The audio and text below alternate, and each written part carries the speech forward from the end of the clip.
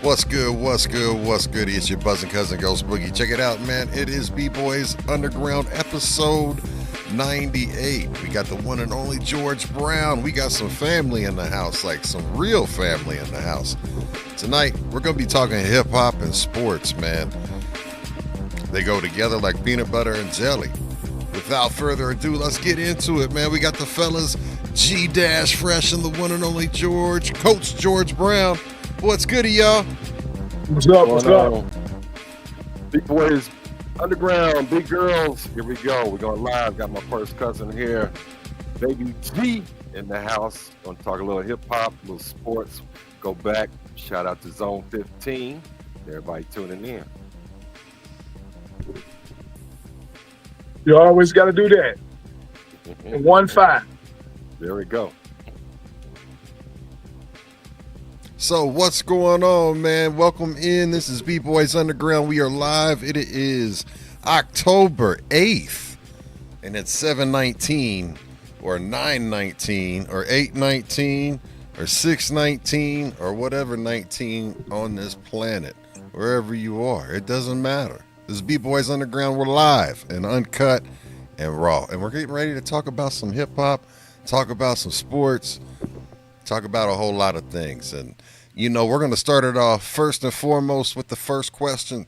Coach, tell us, what is the first memory that you have associated with hip-hop? And when I ask you that question, I mean, I want to know the first memory that you can think of that's associated with hip-hop, and I want you to take us, put us in the room, tell us, you know, what kind of shag carpet was on the ground, what the smells were in the air, good or bad.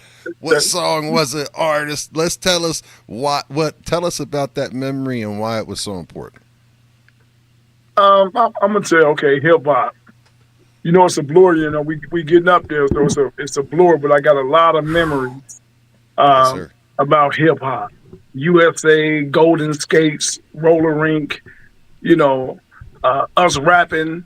You know, G-Fresh becoming G-Fresh, which a lot of y'all didn't know that. You know what I'm saying? When G-Fresh originally came G-Fresh, and I became Baby G, you know? So that was back in the day. All of us used to rap, man. We did another first moment in that is, you know, dancing on public access. I don't know if y'all remember that.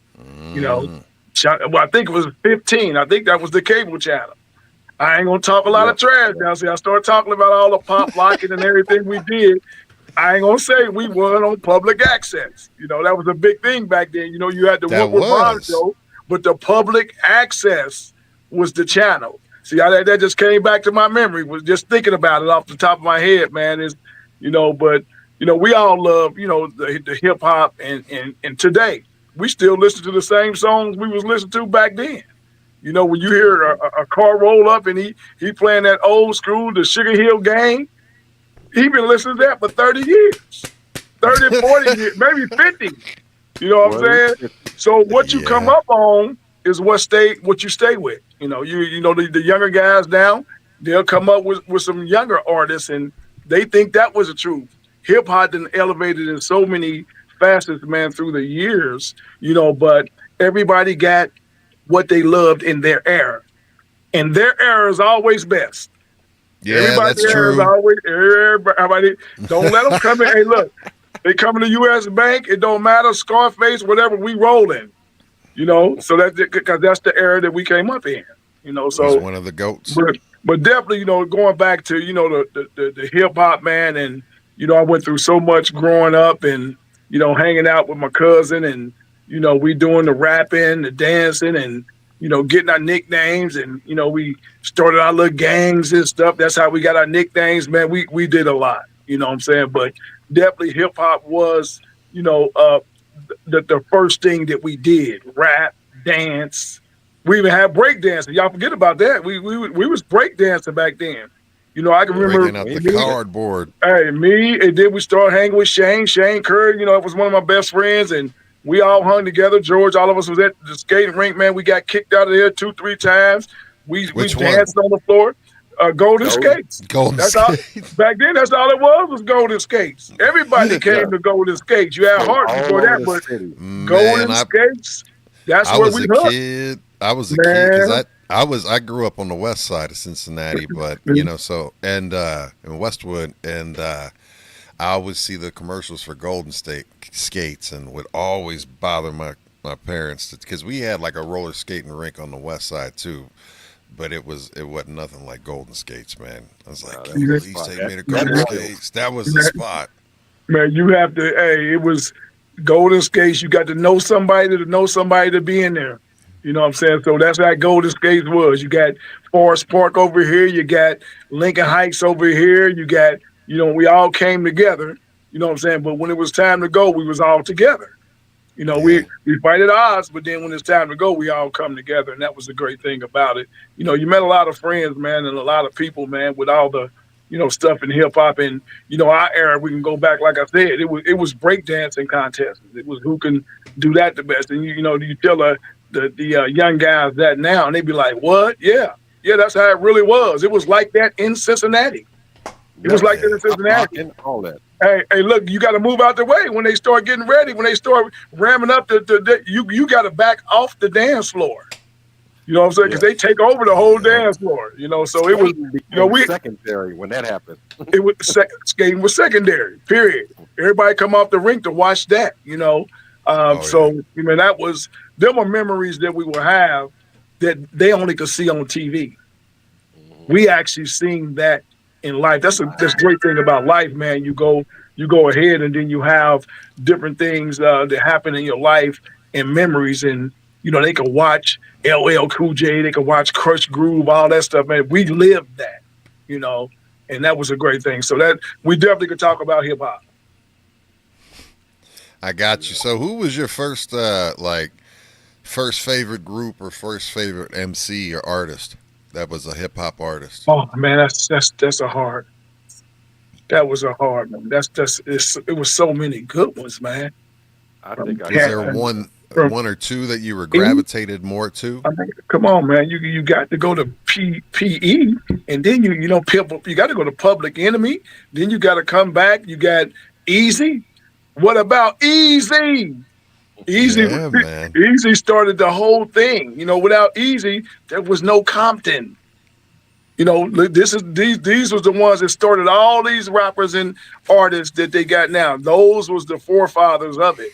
You know what I'm saying? So when he came out with that, and then the DOC, we could talk. That was the West Coast. I love the West Coast, East Coast also, but at that time, Easy had it. Oh yeah. Who you come to see? Easy. Yeah, I'm man. gonna throw one out there because father had that real nice turntable. Couldn't scratch on it, so I come to visit. He in there scratching up some Run DMC on them little cheap turntables, and was killing it with no mixer. Your father was? No, he was. Baby Oh. G was right. So I said, let me See, try that because I couldn't touch my father. That was your father's, or it was your turntable, baby? That G? was his Coach. turntable. Okay, all right. I thought you My were father saying Coach went over to your father's house and was scratching on your father. I was like, oh Lord. That No, turntable was $2,000, and you can tell right. We could tell we had a you. little cheap when he was over there. I said, let me try that. That's why I started scratching. I was Right. going over there. That's how it started, and it's a wonder, man, how you never know what's gonna end up being your passion, and that ended up being his passion since we was little. So this ain't nothing. This ain't nothing new that he's doing either. We started it a long, long time ago, man, and just elevated and grew from that. Absolutely. I So, got one for you. Go ahead, please. This will be interesting. Tell them a little bit about linking up with Shabba-Doo. I think he was over in Glendale. Remember him from Breaking?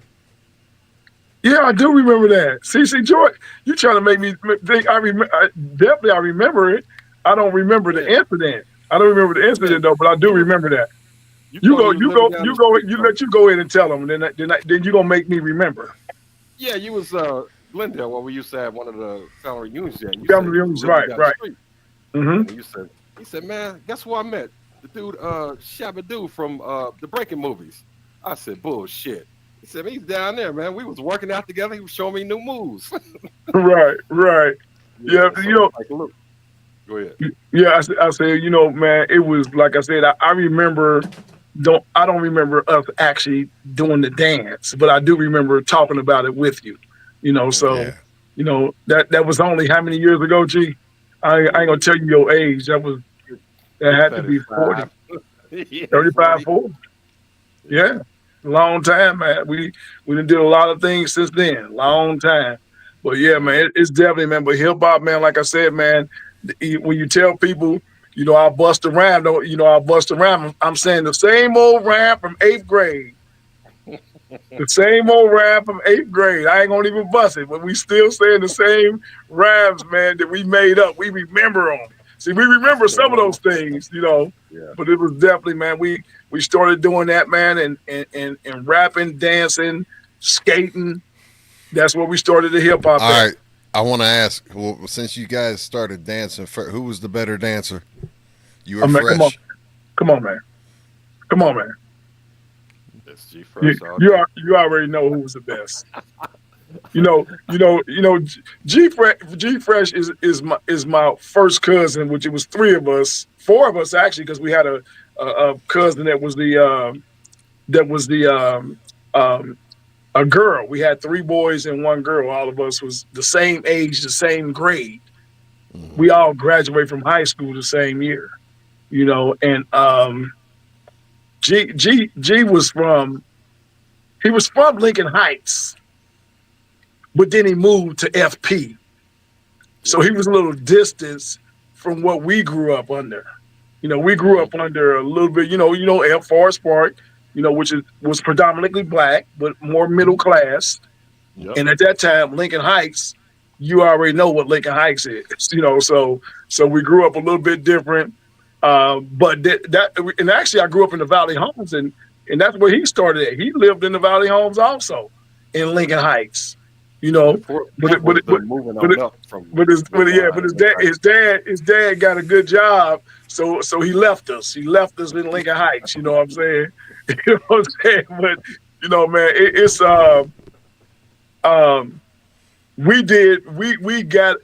we got away with more. And his daddy, he didn't get away with as much, not as much, No. because he was right there. He was right there in the house. He was with his dad. He was in the house with his dad, so that was a little bit different.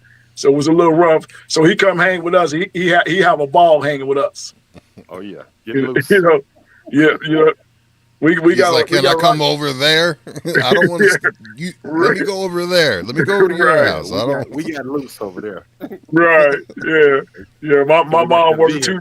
My mom be working two jobs. We go. You know what I'm saying? We out. You know what I'm saying? No curfew. No, we ain't have it. Hey, she worked. Look, she was asleep. You know, so when you got a parent that got to work two jobs, man, that was it. But the good thing about it at that time, man, Lincoln Heights, man, the parents, don't worry about it. You did something, they call and tell him. They telling on you. Your kid was up here. Your kid was here. They gonna tell on you, man. And that's what we got to get back to, man, in our black communities, man. You know, the parents got to act like parents. They got to act like parents and not like kids, man. You know, so you see a kid doing something wrong, I'm gonna correct him. Correct it. I'm gonna correct him. So that's what we got to do. Man, you can't do that anymore, though, which is the problem, because I agree, when we were coming up, it didn't matter, and you gentlemen probably got about 5-6 years on me, but I know there were a couple of times that I literally got my ass beat before I got to my house by other grown-ups. Right. Before I got to my grandmother's house, and then got my ass whooped again. Like, you know what I mean? The phone calls, but they were like, you seeing whoop. You know what I mean? But it was expected, right? It was expected that you knew that if there were other adults, but I mean, when we went to school, we could get spankings at school, man. They get whoopings out of school. Swats. Yeah, swats. Yeah, like, You I mean, that? it was completely different times. Think about it now. If you witnessed in the society, and this the overall society in America. I don't know what it's like. I can't speak on other countries, but man, you think about it right now. If I know for a fact I've done seen 4 or 5 kids do bad things, if someone make a post or say something, and then the parents start fighting. Hmm. Yeah, they protecting a bad kid. Yeah. They gonna They're protect. enabling their bad kid. Right, right, and then hold up, but then when they get 17, they begging for help. They begging for help. It's too late now. Yeah. He disrespected everybody in the house now. So you You got better to get get them early. And you that's better get what. used to these. Get used to these words. Can I get some money on my books? Right, Oh wow. exactly, That's where you're exactly. going. 'Cause that's where they're going. So definitely, man. We as the middle age guys, man. We just need to, you know, still instill that discipline to them and tell them when they're wrong. If you don't tell Yeah. them, they ain't gonna know. You got to tell them, man. You need to be Yeah. checking that. You need to do that different. You think it's easy now. Wait till we get about 5 years on it. You get about Hmm. 5 years on it, you ain't gonna be able to touch him. And Yeah. I deal with a lot of single, moms with kids, not really single. They could be married, but they got smaller kids, and Right. they baby them too much. You know what I'm saying? We didn't get baby. We didn't get baby. That's why we out here hustling, surviving the right way. Yeah. We keep on striving, keep on pushing, man. And these because we know we grew up without nothing. So we ain't got nothing. We just gonna buckle down and keep going. And we knew how These to kids, you put a give plan in everything. place. Yeah, you See give and these see kids it through. We everything, and didn't then like it didn't happen overnight. Yeah, we had right, to like, all right, I won't be here next year, so I got to start working on this today to get there next year. See the right, vision. right. Definitely, you gotta be able to grind. You gotta have that no quit attitude. So no quit attitude. And Absolutely. So I no, the one thing I wanted to say is you have your coach George Brown, which means that you work with a lot of youth, and what's funny is before this we went live and everything. I had to find a cable, and I went into my attic and was going through a box and was looking for one of these cables, man, and I found it was the last thing I did before I found out that I got sick. But I got sick on the field. I was coaching my son's football team, flag football team, when he was young. We actually went to the Super Bowl. That was my first year coaching. It was one of those things where they just threw me out there too. They were like, "Oh, you'll just be an assistant coach or whatever," because I wanted to help and everything. I played, and to the point where there are no coaches. We need you to coach, and this is your first time coaching. But I will tell you, working with children, I would have been coaching more if I wouldn't have gotten sick. As I mean, they had to take me off in the ambulance in the field because I was, But um, the thing I really, really want to get back to that. It's so rewarding. I had such a good time, but because you have the opportunity to make an impact in someone's lives at a very, very important part of their lives when they're the most impressionable, and to be a role model, and to be able to instill some type of wisdom into a child to kind of hopefully plant that seed to keep them going, and Right. especially on the right path. Tell me And, about and like what got you into coaching for yourself. okay. Well, of course, me and G Fresh, we all played college basketball, of course. Yes, sir. And then once we came out of there, we had our children. I skipped over a lot of stuff, but we had children that were involved in sports also. My older son was the number one player in the state of Ohio. He went to Virginia Tech. My middle son was the number 17 player. He went to school in Kansas. And then my third son was the number one player in the state of Ohio. He went to LSU. Wow. So through coaching them and you know doing that, and we let's rewind a little bit. First of all, Yes, not sir. only coaching them, I don't know. A lot of people know. I started off with having camps with kids. So I had camps with kids. I forgot about that. G. I had the largest sports camp ever in Cincinnati history. It was 800 kids down at Taft High School. This is basketball camp? No, this is football. Football? Yeah. Gotcha. Yeah, this is football. So I had Okay. a camp which I got pictures sitting right here behind me. But we had that camp. It was sponsored by Community Action Agency, CCY. I did that camp, Yeah. and I brought all the little league teams together. Hostess sponsored, Wonder Bread sponsored, Chiquita, the old Kenny Lawson. That's my boy. Oh, wow. Not talking about the new generation of Clyde Bennett. That's my boy too. Remember, all these guys I'm talking about is from Zone 15. I don't know if you knew that. All these guys is from where we all grew up together, and we all went to Princeton High School. But those camps, man, was very inspiring to do that for multiple years. And all the kids I had down there, I got pictures. I got a photograph book so large, man, that I tell people the news was not even there, and we had 800 kids assembled, and we did a 3-week camp one time, and then we did a 6-week camp. Do you know Hostess and Wonder Bread delivered in semi trucks every morning, delivered awesome. all the food, everything was free for the kids. We end up getting the buses from Peterman. We had a pickup in Wooden Terrace. We picked those kids up, and we picked kids in Lincoln Heights. We went all over the place with the buses. Not only did we do the summers program, we actually picked them up. With on the bus.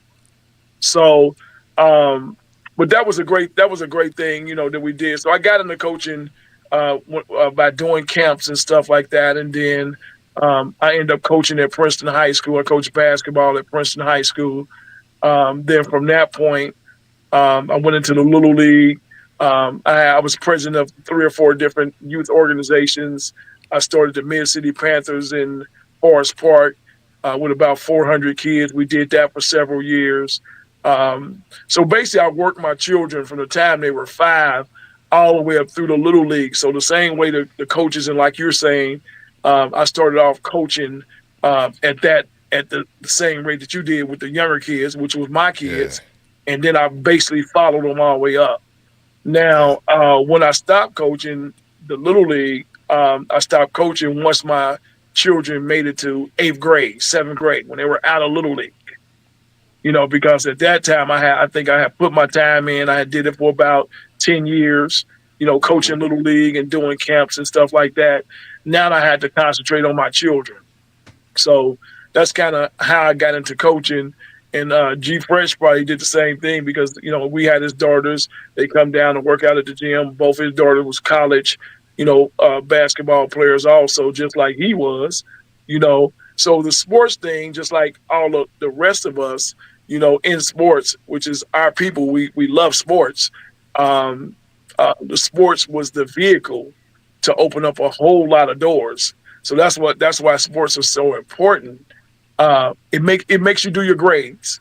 It makes you act right. Back in the day when we played sports, if you had an F in 1 week, it wasn't no such thing as waiting on the quarter grade. If you get an F in that week, you ain't playing. Couldn't play. You can't play. What it was like.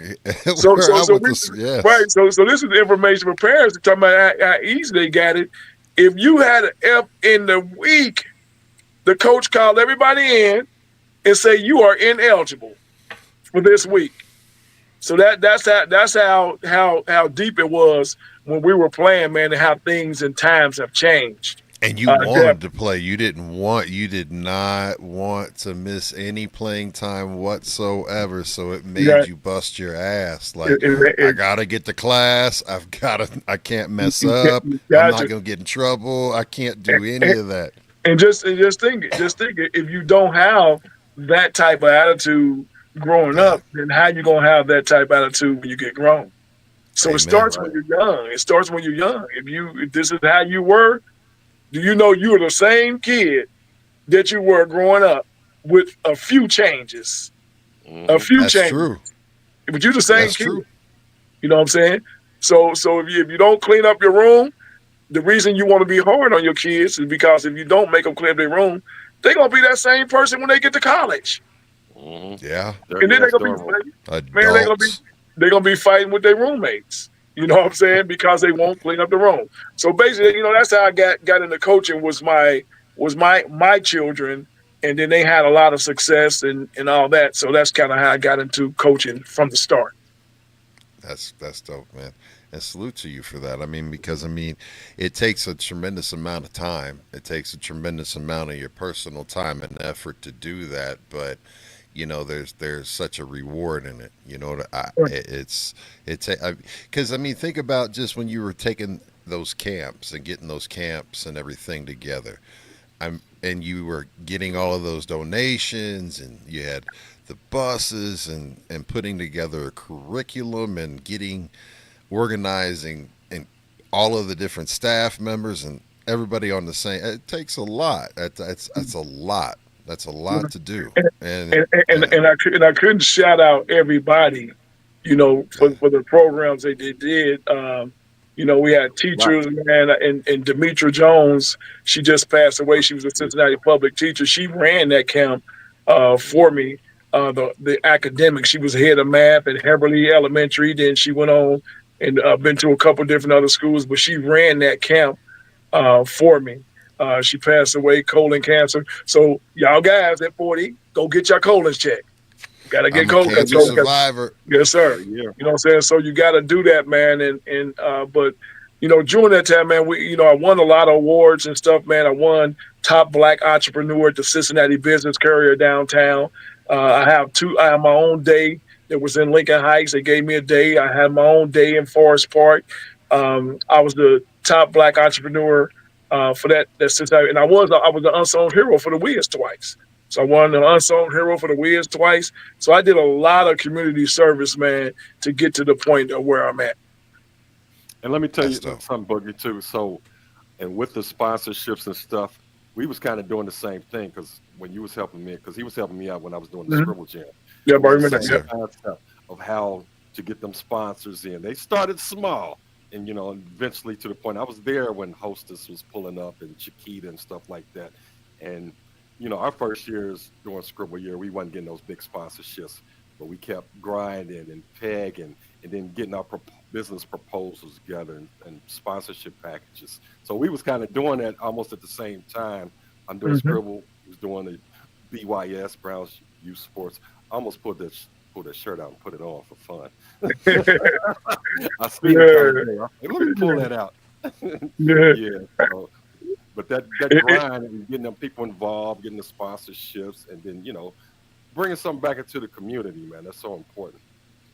definitely important. Definitely. We don't have a whole lot of places for the youth to go to today as we did, and then just to I tell the coaches because I mentor to a lot of these coaches. They always ask me questions. I know probably every coach at every organization in the city. Know some of them. I don't know every last one of them because you get new ones every year. 5-year-olds come in, then you get new coaches just start because the kids are there. But the only thing that has changed since I was running, I started, and Anthony from Hilltop, he used to run Hilltop. He could tell you this. I started them to doing the Hilltop. I helped Anthony with his organization to build that solid when he was there. Which we all are good friends and we all were presidents of organizations. But the difference is of now with these organizations, man, is there's no rules. There's no rules in it. If one of my coaches came to the game high or drunk or smell like weed, he got to go. Hmm. He got to go. And then if he don't like it, then he got to go and his kid got to go. Yeah. Now I didn't wait. Now the one thing about me, so I was zone 15 at that point. That's why really I got a name for myself in the little league. You got to go today.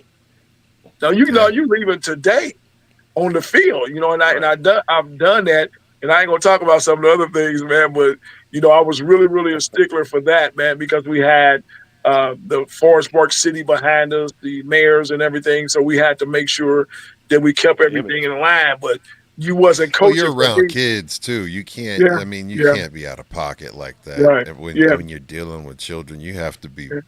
You got. You're a role model, right? Yeah, And it's a yeah. positive But you, environment. but you can't tell them that now. They're not role models. Now they're out there doing it, and then the president, he doing the same thing they doing. Not to name like it's a particular name. I'm just saying the Yeah. president doing the same thing they doing, so that he allows what they doing, and then next thing you know, man, I turned on Facebook, man. The kids are on there talking about, hell no, fuck you, hell no, fuck you. I'm like, what? Right. The coach is Part of the making the game. kids cuss. Yeah. Now cussing to me ain't big because I'm a Navy sailor. Okay, I'm a Navy sailor. So Thank you for cussing your ain't nothing to service. me. That's part of my lane. That's what I do. I don't My smoke. I don't. grandfather was a That sailor. that's one of my one of my vices now. You know what I'm saying? So yeah, I don't mind that, but having the kids do it as soon as they leave you, they're gonna go to school and cuss that teacher out because you taught them. But if you start talking like this, these young guys, man, they don't understand it. And I'm not saying every young guy, but they need to start waking up, man, and being the role models, that they supposed to be, because they're definitely definitely not doing that. You know, not saying every last one of them, because somebody say, well, some of us. I'm not saying every single one. But if we had to say 75% of them ain't doing what they supposed to do, That'd probably be okay? accurate. It's about 75%. So, we had a lot of, coaches and different things happen. Y'all seen it in the news, a lot of different stuff that's happened. It's really, really sad. It's really sad, man. But we gotta start just, if we're gonna be in those positions, man, and in these coaching positions, we just gotta walk in a different way. And if you Yeah. don't want to walk in a different way, just don't coach. Stay on the Don't do sideline it. and be a fan. Oh, yeah. Question Be a for fan, you. be a fan, be a fan, be a fan. Ain't that so? Be a fan, be a fan. I'm a fan, I'm a fan. You ain't never heard that song with me? Yeah. I heard it. How do you deal with the when you get challenged by a parent when you are trying to coach and at times you have to get in some kids The season. ass. You know what I mean? You got I mean you have to, if they want to get with it, they got to get with it. And some parents is like, not gonna talk to my baby like that. And, Okay, this is the first thing. First off, before you even come to train with yeah. me, because we got two different sides of IMAC. We got a training side for the Okay. adults, and then we have an athletic side, for the Okay. kids. And we do take And obesity. tell Right. us about the training that you do as well. Yeah. Okay, speed, Yeah. agility. So let's. I ain't gonna jump to that right now. I'm gonna jump back to Got it. the To discipline answer the part. question. Yeah. So basically, anybody that know me and know my resume, know what I've done, know I coached little league for 8 to 10 years and never lost a football game. They know that, and I played in the Buckeye, which was with Hilltop and all them. Won every Super Yeah. Bowl, won 2 national championships in Florida, not no Louisville or Tennessee or no D1 stuff. We talking about in Florida. Okay, so I've done that. And the thing about it, man, if you can't follow rules when the kids call me, the first thing I say, you sure you want to bring your kid to me? Mhm. I Okay. love it. This is before we even start. You sure you want your kid with me? Because I'm gonna be hard on him. If I say be quiet, it's like E.F. Hunting in the building. That means some days I come in and no kid can't open their mouth. Okay, they can't open their mouth. If they do, they got 150 burpees. And if they don't want to do the 150 burpees and they don't do it, and their parent don't come in there and make them do it, then they don't come back until they do the 150 burpees, That's because right. they can go home. And if the parent don't like it, what I would say kindly, I would be kindly, because they did come and support me. I would say, this probably just not the place for him. How about that? This is probably not the place for him. Okay, so because we're gonna do discipline, and remember, they come to me because they know they're gonna get the discipline. They're gonna get better, but they're gonna get the discipline off the top. You know what I'm saying? And I'm training eighth graders like college. So when you come to me, you getting trained like you in college. You know, so we're gonna run. If we run 2 miles every day, so with a 4 o'clock session, run 2 miles. The 6 o'clock run 2 miles. Then we might do 52 obstacle courses. If I can show you what that was, so we're gonna be tired at the end of the workout, and ain't no quitting. Ain't no quitting. You know, now you can pause if you got asthma, make sure you got your inhaler. And if you new, sometimes it take a minute to get your breath. Don't go that crazy. You know what I'm saying? If you work it out, sometimes you got to build up to it. You know what I'm saying? So I tell them start walking, keep going, then start back running when you get your breath and all that. But a month and a half in, that babying is over. The babying is over. You know what I'm saying? It's time to go because parents are paying their money for you to be here training, working on your speed, your agility, your jump training for basketball. All the different reasons why you would be at a personal trainer to do speed training. You're working on all that, and they're paying their money. They're paying their money to be here. So I take it personal. We've been in existence since 2005. We've had 30 kids make it to the NFL. We've had 4 kids make it to the NBA. So we've been doing it a long time. So we know how to train athletes. So that's kind of a little bit about the training. You can ask me more about it, and I can kind of elaborate on. Plus, we also have the adult side. Now, when I first started, I didn't even, I had all kids, and then I branched off in adults. Now I got Coach Kendall. She's running an adult program, and we do it together. But she's primarily running the adult side because when I got 20 to 30 to 40 kids, I don't have time to do the adults also. So she's definitely been a great help to that. Yeah, definitely Coach Kendall does a good job. And then also my son, Patrick Tucker, that's one of my sons. He played college ball, but he's one of the trainers at our facility. And of course, we don't smoke, we don't drink. I ain't had an alcohol beverage in 21 years. Okay, don't smoke, don't drink. We do that, and the reason I stopped that was because if I'm gonna be coaching, then I gotta definitely set an example for the kids. And what the funny thing is, man, my son is, I have a daughter 15, and my oldest son is 38. 15 to 38. Okay, so I'm still going to high school, dropping off, picking them up, taking them to different stuff, and still doing the high school thing that I've been doing for 38 years. You know what I'm saying?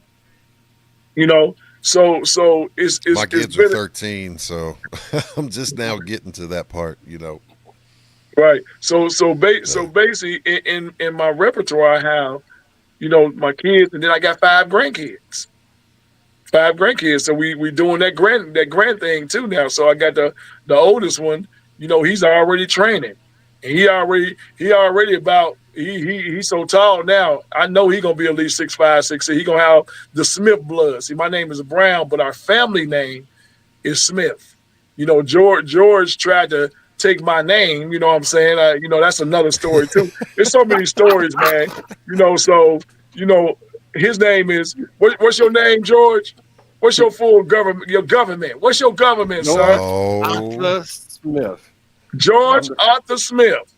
I got the real name. Now here you go. Now I knew he was gonna say that.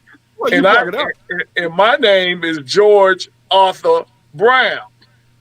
Okay, so the story and the moral of it was that his daddy wanted to name his son George Arthur, but I'm the oldest, so my mama had me first. Hold on. So let me tell you my story. This is getting personal. This is getting deep. Let me tell my side of the story, G Fresh, and then you can tell your side of the story. Let me tell my side.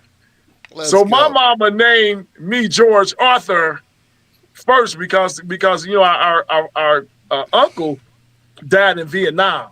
There's 5 streets in Lincoln Heights named after Vietnam, so we have our own street in Lincoln Heights. So it was 5 streets: the Palmores, the Simpsons, the Smiths, and a couple other. Excuse me for the ones I missed because you know, and thank them for their service, of course, because of course, I'm a military guy. Absolutely. But definitely, I was the first George Arthur, and his daddy, as mean as he was mean. See, that was mean. So what he said, even though his sister named her son George Arthur after their brother, he gonna do the same thing. He gonna do the same thing. So he named him. We first cousins, a couple months apart with the same name. Now, I don't know how much sense that make, but that's how it happened. Now that's my story. Now we're gonna listen to his story because he gonna have his own point of view, something that his father. So hey, look, hey, something that his father, something that his father. Hold on, something that his father told him. Let's listen to it. What? Something your mother told you. So, Okay, go ahead. Okay, I'm listening. Okay, tell me the story. My uncle passed in Vietnam. That's my uncle. Yep, both our uncles. Okay, all right. Don't say it like it's your uncle. That's both my uncles. So my father. Oh my Lord, this is that said, if I have a boy, I'm gonna name me after my brother. And his younger sister, George's mom's, she said, well, if I have a boy, I'm gonna name him too. So he happened to be born about 4 months before me. I happen to be. Got the first middle. Hey, I was an accident. I happened to be born before I happened to be. No, I'm older than you. Yeah, 4 months. 4 months. You can call it whatever you want. Look, cuz. But hey, you call it whatever you want, look, cuz. My name was Plan. You got it. But I got the original name, Smith. But we good. First Bloods. Okay. All right. Well, that was the story with our names, man. So and then of course we had fun with it in high school. We had fun with that. Right. George, yeah, it is. We wasn't lying. Coming to George. Right. So that was the thing, man. But definitely, that just getting back to all the coaching thing, man. That's kind of when you got parents. The original question was, how do we deal with the parents and the parent is the first thing on the door. This is a high school facility. We have a 20,000 square foot just about facility here in Lockland, and if you come in the door, there's no firearms allowed. There's no weed allowed. There's no anything, and if you smell too bad, could you kindly go over there and get the odor ban and spray yourself down? And then if you can't spray yourself down, then can you go back down them steps to your car? Okay? Because all the children, and I got this one little girl now, 6 years old. She's here training. So we have everybody kids here. So I have to protect every kid that comes within our building. Absolutely. So the thing is it's not against them. Because they can go smoke as much weed as they want to. That's their fault. But I'm saying not around the children at IMAC. And so I want them to know that their kids are safe. We've been here a long time. And the rules are just what they are. You can't do any of that here. And that's it. We are role models. And we thank God for every day that he's allowing us to be one. Definitely. Facts. Okay. Facts. So, and then comes to training. Like he said, I used to bring my daughters down there, and there is for the kids. Tell them about the different training you do for all of the sports. Okay. So we've been here, man. We've had over 1,800 kids go and play Division I balls in 21 years. You know what I'm saying? So we've had a lot of kids. And remember now, we're talking about. I'm not going to jump in. We'll talk about the training and then we'll jump into the magazine because that really where a lot of other kids that end up going Division I was from different areas. But we'll talk about that after the training. The training here at IMAC, man, it's like I said before, it's probably one of the hardest things that any athlete will end up doing. And if it ain't, it will be the hardest when I get done with it. And through that, we will build toughness, dedication, strength, and he'll be in the best shape of his life. Each athlete, I don't care if you're 5 years old, 6 years old, you're running 2 miles. My 6-year-olds are running 2 miles. Matter of fact, you would be so surprised today that when you put the high school kids out there and you got a couple 6 and 8-year-olds, how in the world is a 6-year-old and an 8-year-old beating a high school junior that's playing football, beat him in the mouth? So then I'm pissed on the way back down. When we get back down the hill, now I'm pissed. So there's no music, there's no nothing. Since you let that 6-year-old beat you, ain't nobody talking, ain't no music, ain't nothing going on.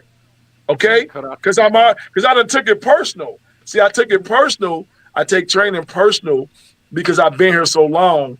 And when you walk through our Hall of Fame has kids and NFL players on the wall and NBA players on the wall. So if you can walk through here and you think you're gonna come into our facility and do what you want, it's not gonna happen. So we might have a marathon that day at workout. But on getting back on the regular side of training, that's when I get pissed. But we do the speed training, man. We got the resistant training. We do the jump training. We have all the machines that you need. A lot of guys will say, hey, well, I can do it on my own. No, you can't do resistance on your own. No, you don't have a Vertimax on your own at home where you tying. We used to call it the leaper when we was back in the day. You get up underneath, push up, the leaper. That's the Vertimax. Yeah, so you got the Vertimax now. So we got all the machines that you probably would need. LeBron trains on this machine.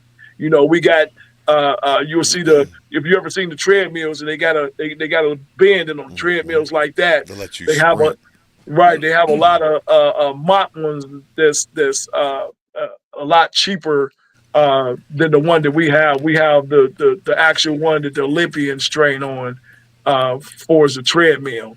And it has no motor, and it was a lot of money. It was double digit. It was a lot of money. So we're not gonna go into that. But all the machines that you think that you may need, NFL machines, the Run Rockets, all the stuff that we have is state of the art equipment. It's the best that they have on the market, and our kids are getting to train on that at an age of 6, 7, and 8. They're training on that kind of. Now, what if we would have had that kind of stuff? The stuff that I have, if we would have had that. Man, listen. If we would have had these type, man, it would be ugly. Okay, Now, G. Now, I was telling, getting back, we're going back. See, I'm going to jump around now, see, because y'all done got me talking. I just got done with training. I just trained for 4 hours, and it's late, so I already missed my show, so the night is over anyway. Y'all done killed my night. You know what I'm saying? So I may as well start talking now. So I was going back to G, and I was going to tell him, what was I bringing up at that time, G? I was about to say about okay, I'll come back to that because I can't remember exactly what I was about to tell him.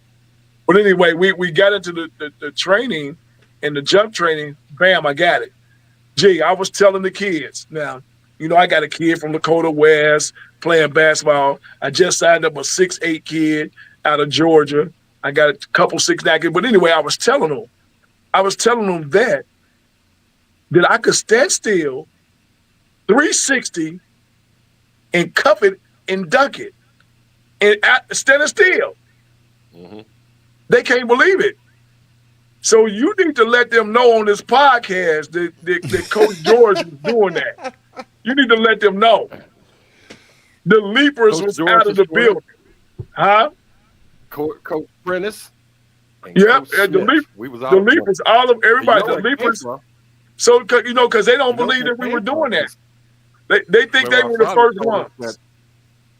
They told us that our namesake used to stand under there, do a 360 and dunk it. So when we heard that, we was like, we got to be able to do that. We holding his name. So we start working 360, standing under the rim, 360, jump up and dunk from a flat foot. I can't do it now, but I used to be able to do it. Right. But that's all we did was play, man. So we all, man, we did a lot of stuff. And the funny thing is they actually think that they was better. When you was never try to put the new school with the old school. The old school was always better. You know why the old school was better? I'm gonna tell you just about everything that we're talking about. Old school was better. You know why? Why is that? Because there were no rules. That's true. There were no rules. That's There were no rules in true. football. In football, you could stick somebody in the eye. You could stick them on your hands and stick it in their eye. What you talking Shot about? blocks were legal. You led In with your basketball, head. in basketball, you could slam them. You could do everything. What is you talking about? Yeah. So how you gonna tell me somebody that's prissy every time he get touched? LeBron. Oh, they don't like me to say that. LeBron. They don't like me to say that. Every time you get touched, it's a foul. It's a foul. Breathe Back in the on. day, that wasn't happening. Back in the day, they did not. You Man, wasn't they breathing, let. it wasn't a foul. Do you agree you that weren't breathing, Jordan was the first one? Do you think that it was Jordan that was the first flopper, or who do you say started the flopping? Because I always look at LeBron as the one that really like made it to the point where it was just egregious and everybody just started doing it. But that's my own. I'm not a fan of LeBron either. That Well, much. LeBron is great. Hold up. Let's say.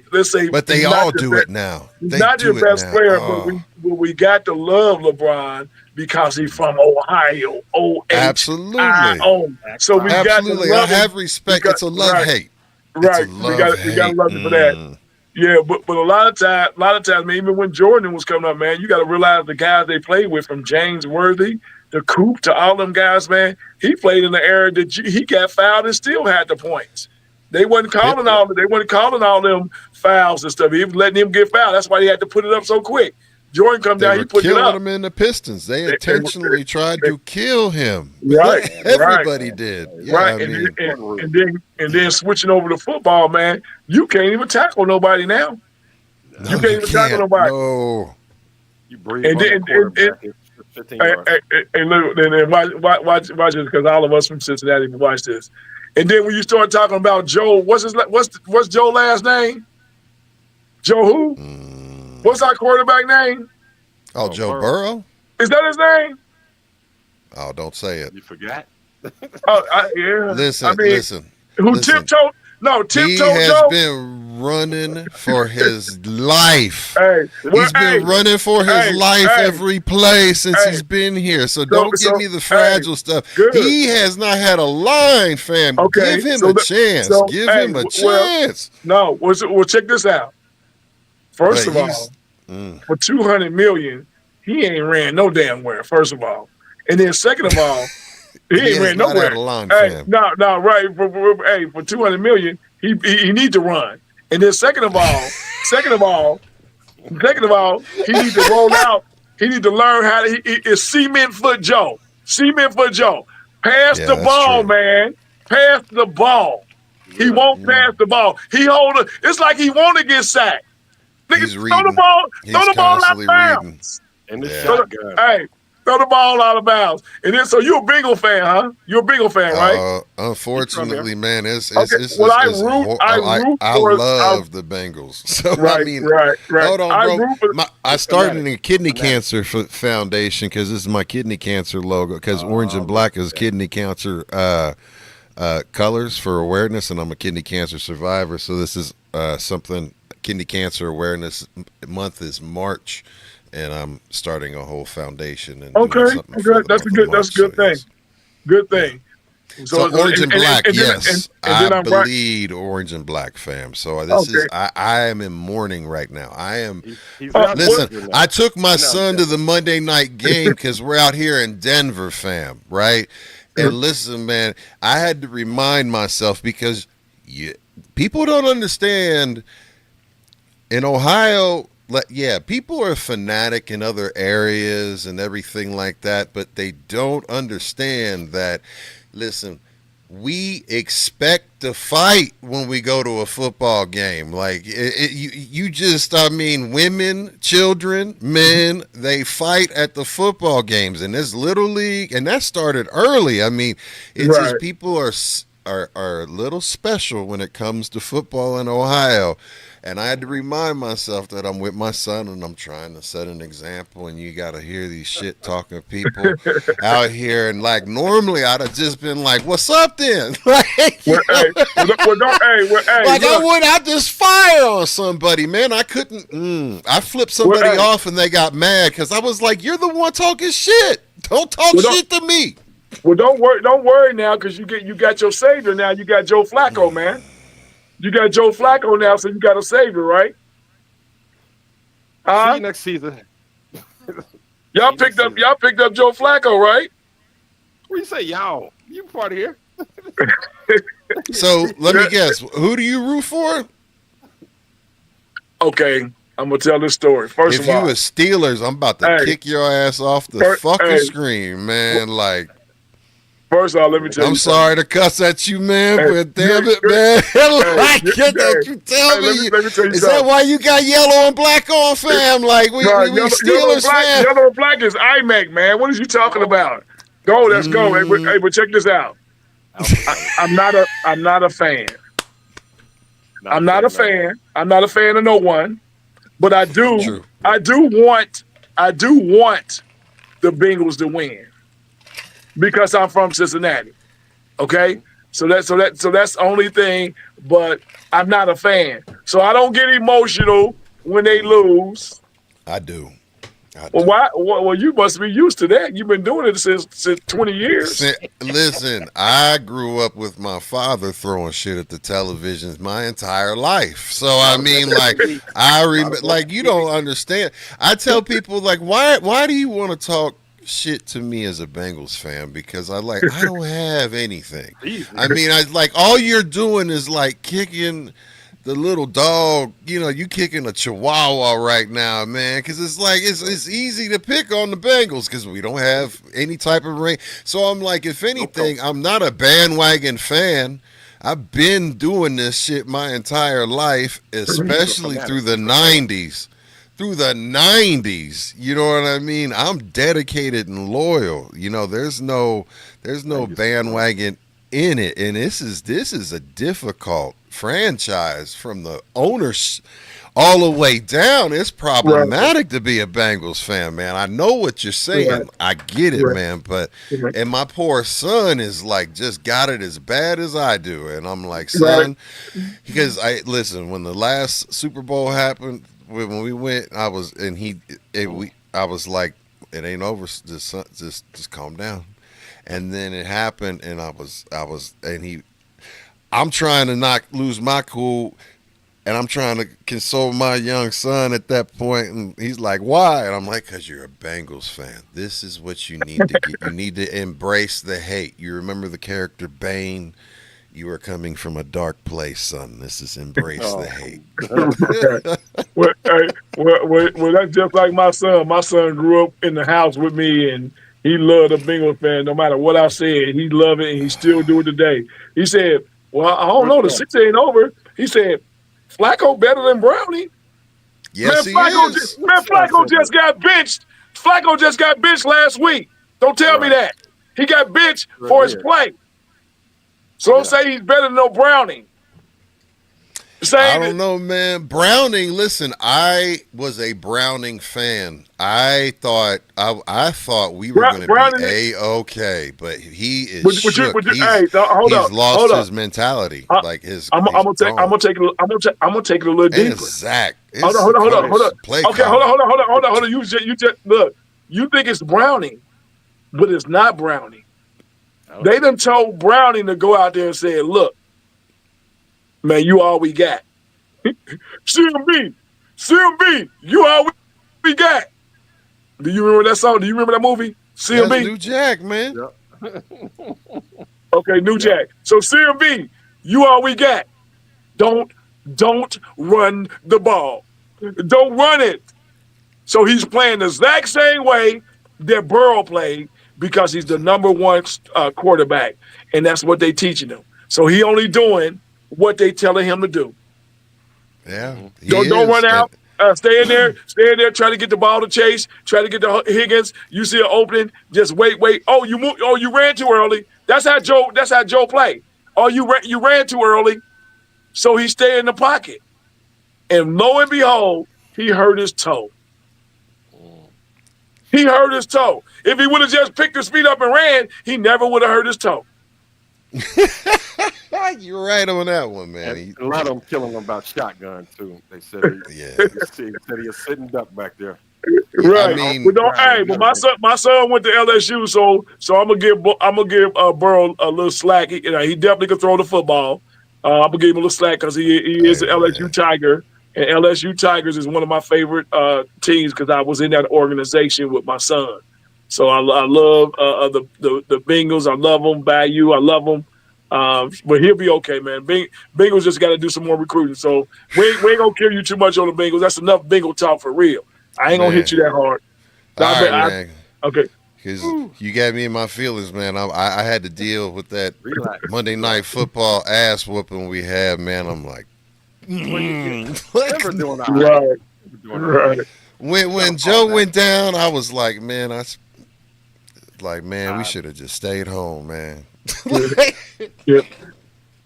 Right. But maybe we get Joe out for some training. We get him to move in his feet, man. He probably need to come on out to IMAC. He can look up Joe, on my. please. He probably can look up on my Instagram, man, and look, man, and let me help him with his feet. And I'll get him together. Come out. Matter of fact, I don't do free workouts, man, but I'm gonna give him a free workout. I'm gonna give him a free workout. You know what I'm saying? Help him out. Let's go. We got any links of training to show some people kind of, and let me ask this too, like just throwing some music back in there. What's some of the, because I know we talked about this, our generation, new generation. Mm-hmm. What's some of the top songs that gets played when kids are working out these days, or top artists? Yeah. Okay. Big X the Plug. Okay, I could fuck with that one. Okay, Big X the Plug. That's a good workout song too. Right. Who else we listen to? Let me see. And all my lady athletes, they want to play Chris Brown all the time. They always want to play Chris Brown. They won't play Chris Brown all the time. We don't even really listen to that. You know what I'm saying? But who else we got? He said something to me. Now we got let me see. What is his name? Drake and they play. Now that's my son's favorite. Drake. They play now. Kendrick get a lot of play. Kendrick Lamar, his new CD get a lot of play. And then we have let me see. I'm having a brain fart. Big what's his name? You play Lil Baby. We play Lil Babies. We play the Dub Babies. We play Future. Future got so many songs, man. It don't even. Yeah, he does. Don't matter. I mean, we could play him all day. You know what I'm saying? Put his playlist in. But remember, we try to stay clean in the gym, but some of them don't have clean songs. As long as they don't get too raunchy, you know what I'm saying? Talking about women and all that, we have to cut it off. They start doing all that. Then we can't listen to that. A little cuss word here and there. They gonna do that. It's kind of hard to find any song, women or men, without a cuss word in it. They all doing that. But every genre of music is normal now. They all doing that. But that's just that's some of the songs. With the Future, the Big Plug. It's another big guy that played, not Big X the Plug. As soon as I get out of the phone, I'm gonna remember them all. I'm having a fart, and we listen to music every day for 4 hours, so you already know it's so many of them hitting it. Sometimes they say, no, not again, Coach George. You gonna play him again? Let me ask you, like, do you set the music, or do the kids come and say, I want to hear this, or how does that work? No. Hey, man, look, man, this is 2025. Mm-hmm. Go talk to her. She talks back. Your favorite girlfriend, George, Alexa. Alexa runs the whole music in the shop. You just tell her what you want to play, and she play it. So they just go up there and say, hey, I want to hear this. Alexa, play so-and-so. Play Big X the Plug. Does that cause songs? Say, what if this dude don't want to hear that shit, and somebody else want to hear this? I tell Michelle to keep working out. What do you mean? This Is it like a top dog to get top pick? hey, look. This is not a democracy at IMAC. It is not a democracy. Whatever we choose to play is what we play. And then, hey, look, and then on the you know, in the funny thing, because on one side of the gym we have the young music, and then on the other side we have, you know, the older music. On the older side, we're gonna listen to King George. I don't know if y'all hip to that though. Oh yeah, that's his original no. Yeah, they gonna listen. You see, they gonna listen to King George over there or some. This, you know, $2. Where my $2 at and all that, you know. Yeah. And don't be surprised if you hear where those fans at. Where those fans, you know, that's gonna go crazy. But they're able to listen to. Yeah, we do that though because, you know, we have adults and athletes in the gym at the same time, and because it's more of a family gym. But also check this out: our adults, we wear long sleeves because we have what you call a hot gym. Our adults lose 15 pounds a month, so we don't want our adults walking around with no clothes on. And I got high school boys, high school kids here, so they wear long sleeves. So you can't come in the gym. This is not Planet Fitness or nothing like that. You have to wear long sleeves when you're working out, you know, and also, we have my uncle in the building every morning. He in his 70s. We have my adopted mom and dad in the building every morning. She's 86 and he's almost 91, 86 and 91. Then we have another couple. He's a retired Cincinnati firefighter. He's 81. His wife is 70 years old, I think, and he's 81. So, you know, that's where the King George and all of this. So they get to play what they want to play, man. And the respect factor, like I said, this is a family atmosphere here. And I have to tell them, please excuse me when I go off on a couple kids, because you know I'm going to do it. You know what I'm saying? But, you know, I if I don't do it, then we're gonna lose this kid. So I gotta be hard on him. So, and they understand it too, because shoot, they was the ones that was beating us when we was little. Okay, so let's keep it real. So you know, you talking about 70, right? You know, you talking about 70, 80-year-olds. They remember that. You think we went through something? What you think they went through with their parents? Worse. I remember I got in a fight down at Lincoln Heights Elementary, man, and you know, I fought the whole classroom. My mama came down the hill and beat me all the way up Linden Street, man. Beat me all the way up the hill. Took me out to school and beat me. When nobody calling for no help. Yeah. Ain't no, talk about 2-4. Ain't nobody calling 241. She beat me all the way up the hill. No. You know what I'm saying? So that's what it was, and that's what we grew up under, man. You know, so you know we can't do it as right. We can't do it as bad now, but hey, if you can't beat them, work them out. If I can't beat you, then I'm gonna make you do 200 push-ups. I'll make you do 200 push-ups. It's other ways you can do it though. You know what I'm saying? You know, I was telling my kids about how my mom used to get down and she said you were a difficult child. I was like, bullshit. Right now, everybody got that. It didn't matter. Everybody got it. It didn't matter, man. It was just like that. You know what I'm saying? It was the way it was back then. Well, you know, I raised my children the same as my mama raised them now. You know, and I always tell any of my children, you know, when they were growing up, you know, I ain't gonna single one of them out. You know, maybe I have to tell one more than the other.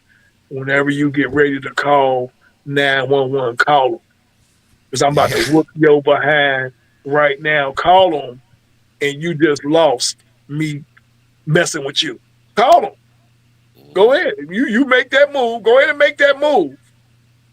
But that's gonna be your last move. How about that? Make that move.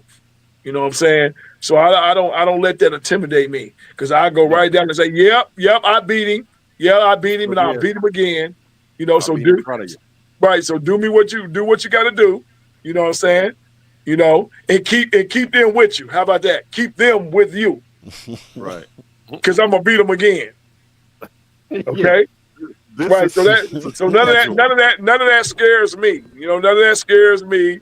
You know, people like, oh, they gonna call the police. When you call the police, then you just found you a new home. Hey, guess You what? found It's 911 is a joke.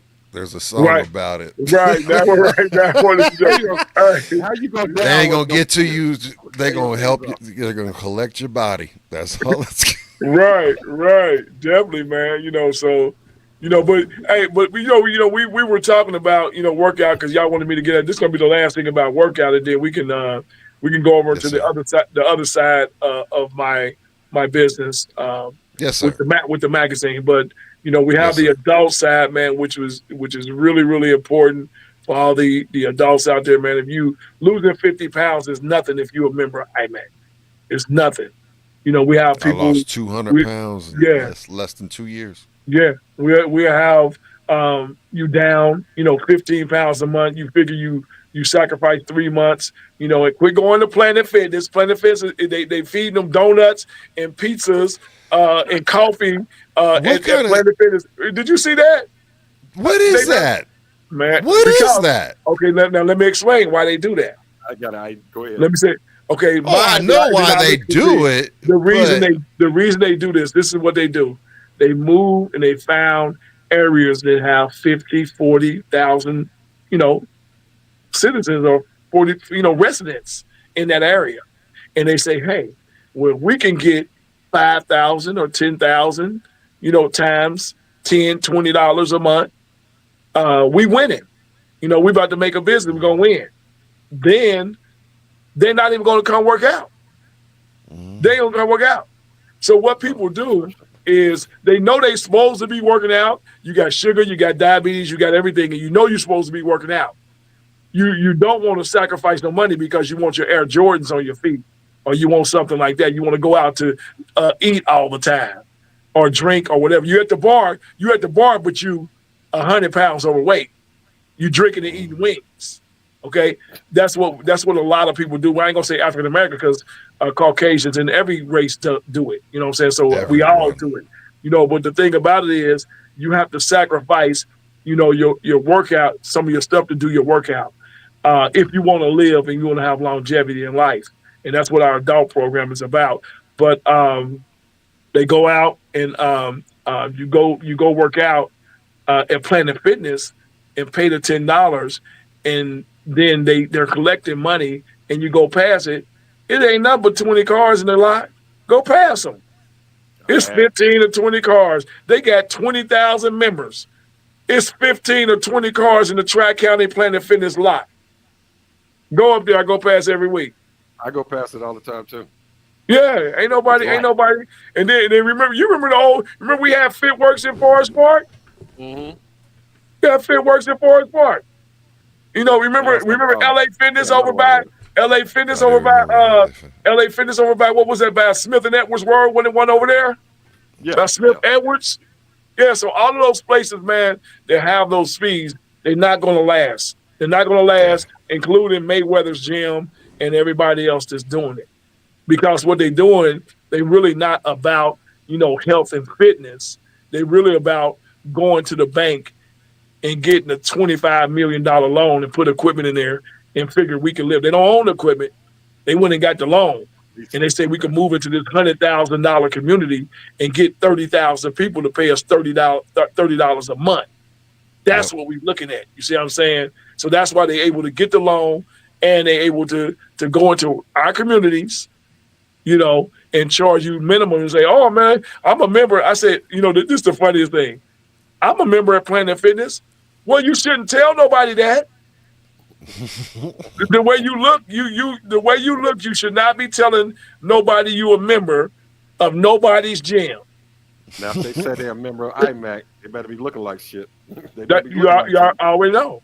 And hey, look, and don't worry about it because we're gonna run them away anyway. You at IMAC, you ain't doing what you're supposed to.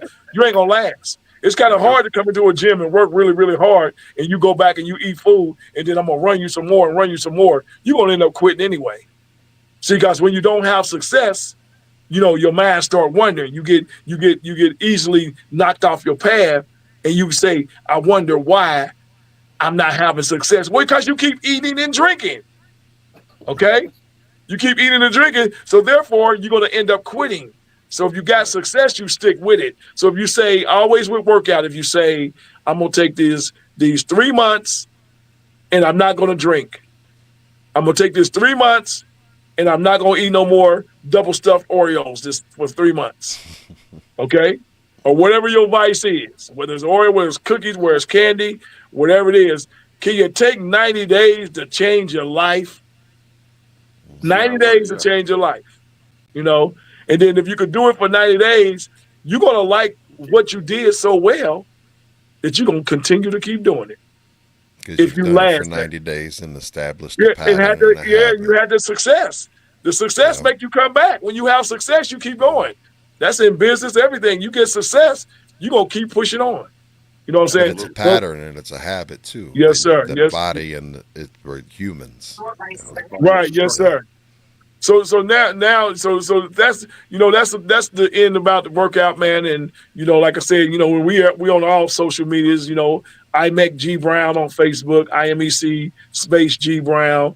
Instagram is IMEC Camp. The website is www.imec.me. You can go on there. We also have a database that I'm going to talk about when we get into the magazine. Yeah, let's jump into the magazine. Tell us the inception and how it started and where it's at. Okay, so basically, of course, we started the magazine back in 2005. We had so many good athletes with George Daughters and all the kids that we had that started off. My older son was one of the first ones he was the number one player in the state of Ohio. And he ended up getting 77 Division I scholarships. So when you see somebody say, oh, he got 20, my son has 77. And check this out. I got all the scholarships sitting right here on my desk. From Alabama, from everybody. So you get them 77 Division I scholarships. Okay. So now this is the thing. So once we've seen all that and how I end up doing it now, what I did, we used to do like what you call like a bus trip. So I started taking the kids on a bus trip to go visit colleges. Now I was doing it down here in Cincinnati and Ted Ginn was doing it in Cleveland. So Ted Ginn was taking kids to camps and I was taking kids here. My nephew Spencer, that lived with my brother his whole life, Spencer Ware, all those kids. That's when Spencer got his first offer. We went down there to Frank Beamer at Virginia Tech. So I started taking that's Thayer, our cousin Thayer that just, was playing with the Raiders, that Ohio State. You know what I'm talking about, George, our cousin. Yeah, Cleveland Browns now. Yeah. So all of those kids was with me. They were littler kids, but we were doing the bus trips when they were little. And that's how we got that exposure, actually going straight to the coaches, So what I did in turn, I was like, well, everybody can't afford to go to 22 camps in the summer. So we got to come up with a way to get the college coaches to see the kids in a different light or a little closer up.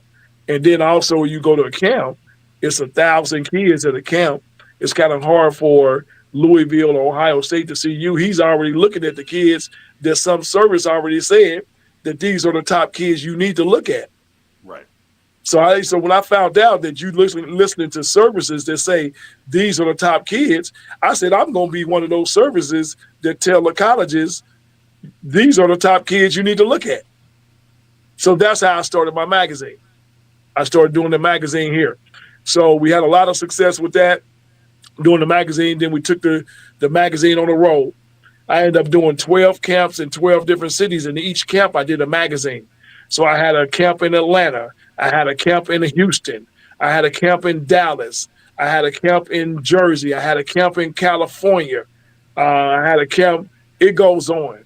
So we did all these camps and we produced a magazine from all those cities to go out to the schools. And these are part of all the athletes that we signed to go to school, including all the athletes that we had at IMEC, at IMEC.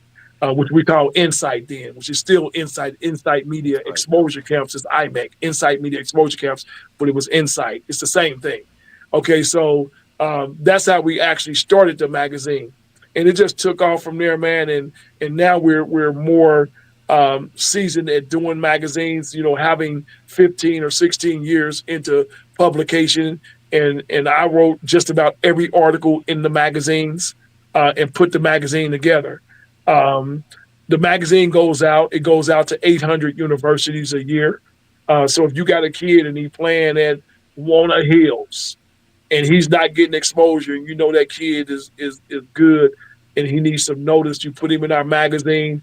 We send him out across the country, and then we actually call the universities too. So we call these. We don't just send out a magazine, but remember now, how many publications is going to 800 schools? None. Okay, so it takes a lot of money to make the magazine, and then we have to spend a lot of time calling the universities and calling the coaches. You know, I got a couple of best friends that's assistant head coaches at Division I programs now, and some of them have been coaching for 15 and 20 years in the business. So I learned a lot from them for us on the recruiting side of it. But the magazine goes out, man, and definitely it helps a lot of athletes.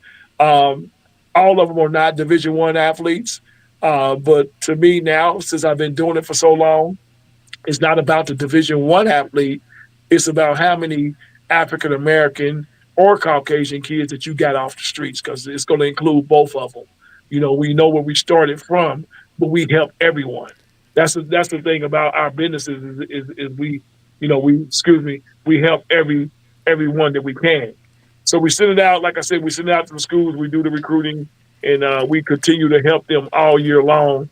The magazine comes out about 3 times in the annual year. We just had a publication August the 16th. This is the publication right here, sitting right next to me.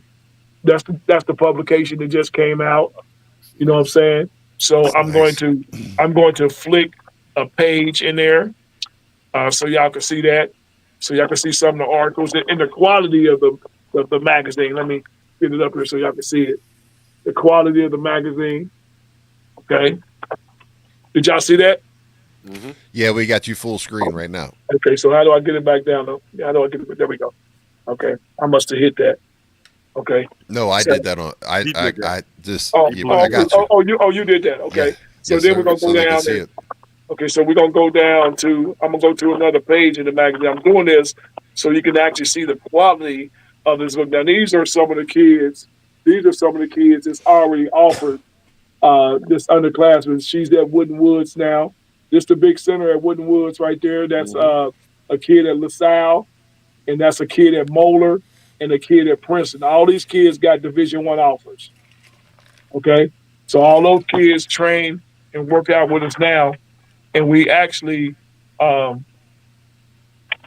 gonna show y'all some of the other profile kids. And these are some kids from Georgia. If you look at the whole top row, those kids are from Georgia. You can't hardly read it on here.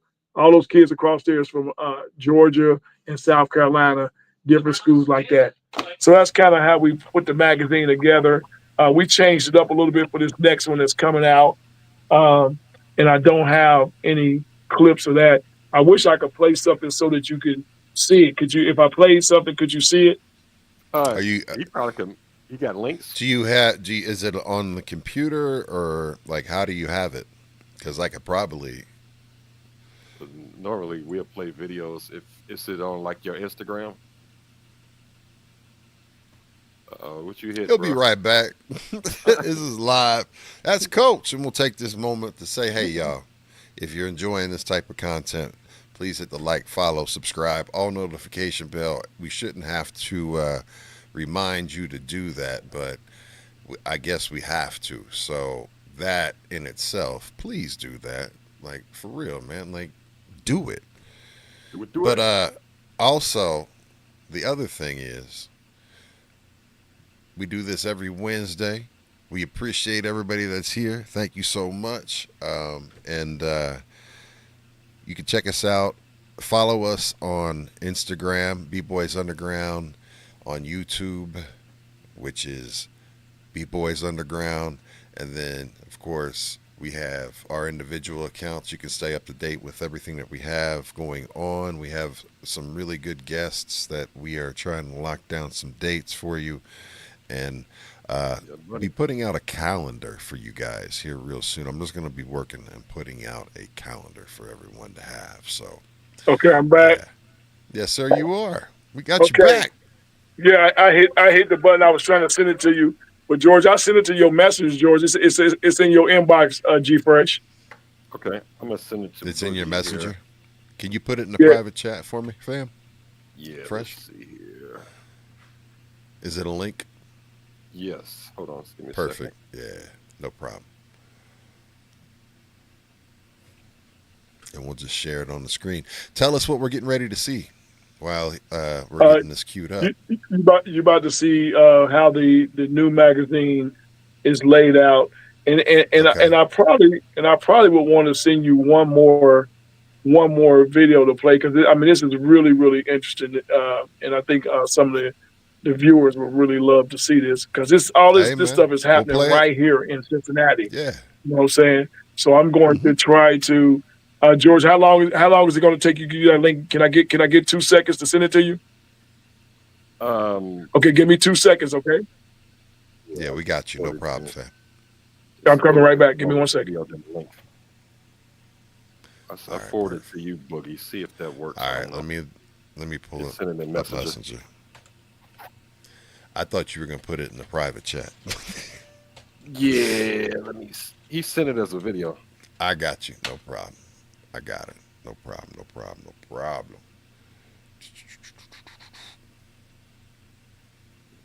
I now I understand why. Let's see here.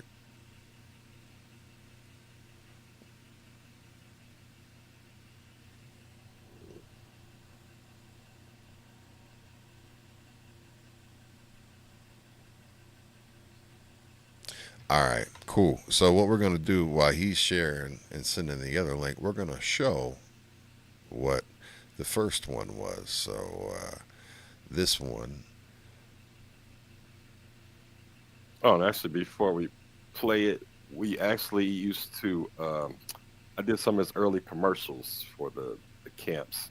So you would mm, come to the studio, bring a couple of the kids from the camp, and do the hmm little cutesy voices. Where are you going this summer? I'm going to Brown Youth Sports Camp.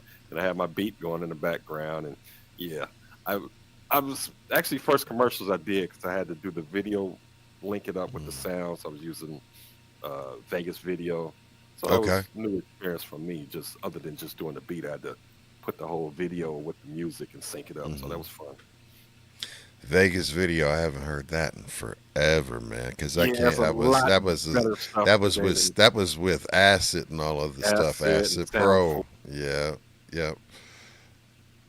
Let's see here. There we go. Okay, I'm back on We here. got you back. Yes, sir. We got the first video queued up and ready to go. Here we go. Okay, then I sent you the second one. All right. Let's check out this first one right here, fam. Oh, that's not the right one. Take that off.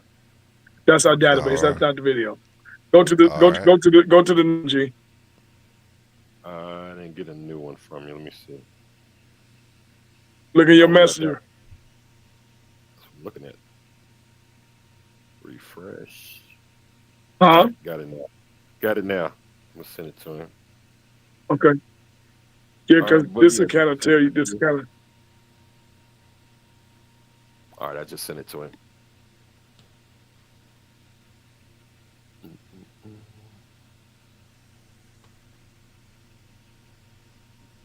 All right. Yeah, but the reason I brought this is actually really showing them, you know, what's actually really going. This is like really seeing the magazine up close and see how it runs. And you know, we've done this photo shoot thing in Atlanta and other places, man, and it's really taken off. And it's just like um, if you knew what was going on in your city. So this is a good thing to really actually up close. Now the people I come in contact with, of course, I'm able to tell them. But you know, if you're not on my page, if you're not, you know, familiar or have high school kids, this training, you probably won't know about all this. You know, so it's definitely going to enlighten some of the process of the magazine. Okay. Gotcha. Well, here we go.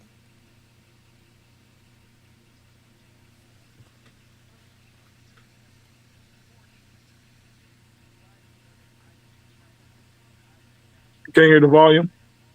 Is there sound on that? Yeah, You said no sound?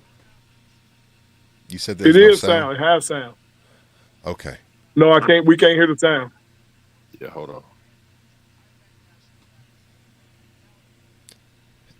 You're saying you cannot hear sound? Right, we cannot hear it. Okay, Nope. my bad, because I'm hearing it loud, so my bad. We hear nothing. Shout out to Danny Chaz in the chat. He said no What's sound. up, Danny? Thank you so much. I have to refresh this. It doesn't like this Facebook Messenger. The messenger. It's all good. I'm trying to figure out if it'll do it with this refresh. And let's start this all over again. 20 years in the business, 30 kids to the NFL, 4 kids to the NBA, right here at IMEC Training and IMEC National Magazine.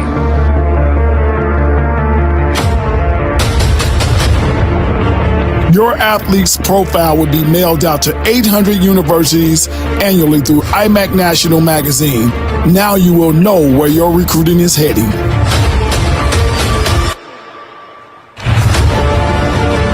But remember, coaches are always looking for an end.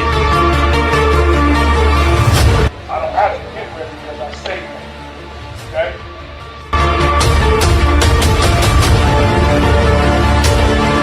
Okay? College coaches are always looking. IMEC has athletes as young as 8th grade receiving scholarships. Right now, here at this photo shoot, we have a 9th grader going to the 10th, already receiving Division I offers, and he hasn't played one down of varsity sports. Coaches are looking for who they missed, who they looked over. They are on the hunt always, and we supply the information. Some call us the Coach's Bible.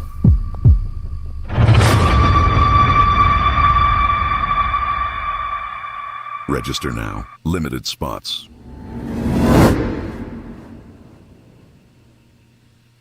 All right. Sound like I was in the theater. Where you get the that gladiator anthem music. In a world. That's from the team. That ain't from me. In a world. Yeah, I need to do a hip hop version. I love it. That's on point. That's professional. Right. I need to do it's a great. hip hop version for you. Yeah, so definitely, man, it's definitely a great thing, and I had a couple calls, man. It's because all day I do recruiting for 3.5 hours a day. So training is one thing, but I do recruiting 3.5 hours every day from 7:30 in the morning to 11:30. I'm right here at this desk, calling coaches, talking to parents, doing that, and that's really what high school athletes want, from their high school coach. But of course, there's no way that a high school coach could sit in his office for 3.5 hours, to do recruiting when he got to be the hall monitor down in the front office, or he got to be the gym teacher, or something of that nature. They just don't have the time. So we're gonna give them grace. Definitely, they don't have the time. But what my problem is that just tell the parents that you don't have the time to do it. Now, we already know if you're 6'6", 6'7", 300 pounds, you're going to get recruited, 6'7", 300. But last time I checked, Ray Lewis had one scholarship, and he didn't get recruited. He didn't get recruited besides one school. He ended up being the best linebacker ever to play the game. So Jerry Rice is another one. You know what I'm saying? So these guys did not get recruited. They didn't get recruited because they didn't get seen. Yeah. So what I'm saying is, how are they going to get seen? Yeah, right. I'm filling that gap, because then you had coaches that they had an interest in this player, but not that player. And it was. This is a question I ask when I'm talking G Fresh. When I'm talking to kids, because I talked to about 50 kids this morning from 8 o'clock to 11:30. Now 50 kids this morning. Okay, so this is the thing, and none of them from Cincinnati. I talked to 50 kids this morning. So this is the thing when I tell them, if Louisville comes to your school, do you think the high school coach is going to take Louisville to the third best player on the team? Or is he going to take him to the first best player on the team? To the first. What are he going to do? That's going to be the promotion. He going to take him to the first. Yeah, that's Because if he don't take him to the first, because if he don't take him to the first, guess what? Louisville ain't going to never come back. Yeah. You ain't going to feed me your second fiddle. I want the top kid. Okay? So that's kind of how recruiting go. That's why you will see a kid. That's why you will see a kid at a school get. What you say, G? No, I mean that's where. That's why you will see a kid at a school, right? Because the kid at a school will have all the offers. He'll have all the offers. You know what I'm saying? Because that's who they referred him to. And your kid just didn't have a great junior year, but he could beat that kid every day of the week. So that's what the coach trying to find out. Where the sleepers at? Where the people I don't know?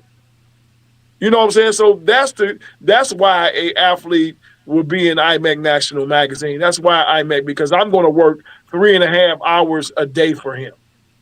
I'm going to work 3.5 hours a day for him. And like I said, man, this thing is, and of course, you know, from where we from, you know, we don't charge a lot of money because that's where we from. So, but I got to put a lot together and don't charge a lot of money, man, because I got the passion to get kids in school off the streets. You know, just like G Fresh, all his kids, they got their degrees. All my kids got their degrees. You know, we got to push these kids to get their degrees because in the end, that football, you know, it's not going to last forever. It's not for long. That's what it means. Yeah, you know, me and Icky and all of our guys, you know, Icky comes down and, you know, me and him was good friends and, you know, those guys played with the Bengals and stuff. And of course, we know it don't last for long and we talk about it all the time. You know, so that's really, man, what the magazine is about, man. It's about getting the kids exposure and helping them get in college. I tell the parents, man, I'm a extra added help and I'm a silent parent. I'm a silent parent. In all the years and all the kids that I've signed to college, and everybody know it. They know it. If you into sport, you know, because I'm all over the internet. Ain't about 10,000 videos all over the internet. You know where to go look. I haven't been to one athlete's signing. Not one athlete signing. And you know why I haven't been to one athlete signing? Why is that? Why is that? Impartial. Because it's a reward to the parents for getting a kid in school free, and the parents did the majority of the work. The parents did. So why do I want to steal their joy? When my children signed, they didn't steal my joy. So we're going to let them enjoy. We're going to tell them congratulate. We're going to congratulate them, give them their flowers, and y'all have a great event. So that's why I do that. Because I don't ever want to steal the show. I don't want to steal the show from nobody. It's about their children. I like to I'll tell you the information of what I did, but I won't take the fame from it. Because really, I helped the kid who was prepared, who came to me already prepared by their parents, and maybe a little bit of push and a little bit nip and a little bit tuck here. I finished the job for them. So they did the job and I finished the job. Okay? Even the kids that train with me, I helped finish the job that they already started. They already started when they walked in the door. They've been coaching this kid since they was 5 years old. So when he bring to me, I give him the rest of what he needs. I get him prepared to go play at LSU, to go play at the bigger universities. So that's what I bring to the kids, girls and boys. Discipline. Yeah, that professionalism. A couple things. Right. We're getting close to wrapping up. NIL, do you do anything with preparing them for moving into that? We had one of our kids transfer from Michigan to Purdue. From Michigan to Purdue, and he got $200,000 this summer. So I don't really like to talk about it about money, but I don't touch none of that.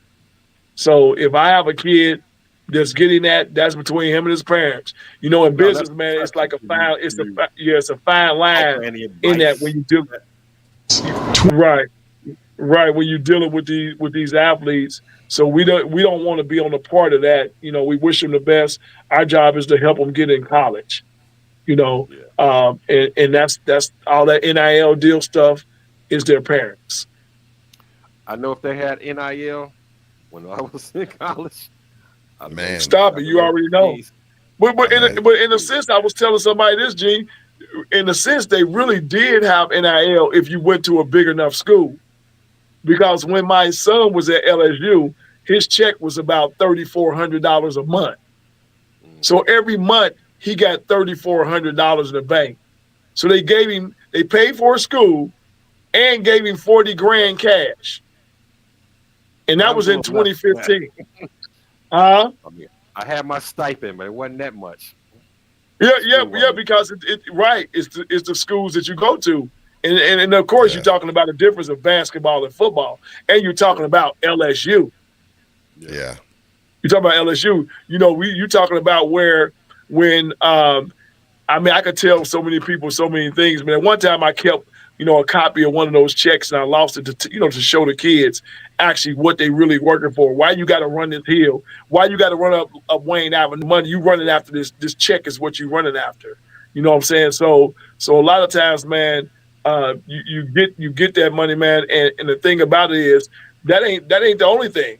It was another thing that they did when he was at one of those schools. And we're gonna say one of those schools because I don't want to name it. You walk on a lot and they say pick out your car. Mm-hmm. So my son walked on the lot and picked out his car and he rolled off with it and it was his. I got you. That's been going on. So that ain't nothing new. Yeah. Once you get to that higher level, once you get to the Ohio States and the LSUs and the Alabamas, that's been going on. Now, what the difference is, G, is now they don't have to hide it. They don't have to hide it. Because, when you get in the car, it's really up to the dealership and the guarantor to say, yes, you can have the car. So if the guarantor is an alumni of West Virginia and you in West Virginia, he used to just approve the guarantee, prove your loan. You still did it the right way, but he approved it, even though you were supposed to get it unapproved. Okay? Right. So that's at them bigger schools, man. The stuff been going on, and a couple of them got caught. A couple of athletes that was and I don't really want to bring up no names. Like I said, man, my history is so deep with this, man. We've had athletes that went to the biggest school in here said per state. We'll say that, and then got in trouble for things now that they're giving away. Actually got in trouble for it. Not to call up no names, but this is an NFL player, that was at IMAC. So this happens, man. But nowadays, you don't get in trouble for none of this. So they giving you money. Yep. So NIL is a whole new thing, man. And I'm glad the kids definitely get it, and hopefully any parent to get it. Hopefully you're managing it and you're able to control that kid because, we as being in this sport, we can't even control our NFL guys. So we go back and we look at the NFL guys that played NFL, and when they got their money, either everybody had their hand out or you were spending $500,000 like you really had some money. Ain't none of you NFL guys make no money if you only making $450,000 a year because your lifestyle is way different. So 450 and you got 2 kids and a wife that don't work, your 450 changes to 300 out the gates, 320 out the gates. And then you're taking care of your kids and your wife. So you're going to do that with $300,000? How you going to save some money? Right. So you're not going to save the money you thought. and getting back into this, man, the worst thing that you could do is you make it to the NFL, play for 3-4 years, and then you come out the NFL. Do you know everybody would think that you're supposed to have some money, man? That's how we think. Yeah. We meaning us. They think he's supposed to have money because he made $450,000, or he had a $2.3 million contract. That ain't nothing. 2.3 in 4 years. Yeah. Well, you can't help but being broke because you're young. You're 22. You ain't got no clothes. You ain't got no shoes. You coming out of college. You buying everything out, and then you trying to satisfy and help your mom. That's the first thing that everybody do. They gonna help their mom. Yeah. You know, and rightfully so. But the thing, we just hope that they're able to put some of it aside, man, to go for the future. But it's kind of hard with a 22, 23, 24-year-old kid. Now, if he makes it to a 28, 29, and 30, now he see and he looked back just like Shaquille O'Neal said, man, I blew so much money when I first got in the league. You see what I'm saying? You remember that story just came?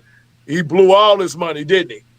Yes. You know, we got the TOs. We got so many people that ran through that money, man, because the 40 million is not 40 million. But let us see it. We say he got 40 million because we really think Joe Burrow got 200 million, but he didn't. Right. Yeah. No. Ask that. Ask No. IRS. Hey, ain't you ever looked at? Hey, ain't you look at that?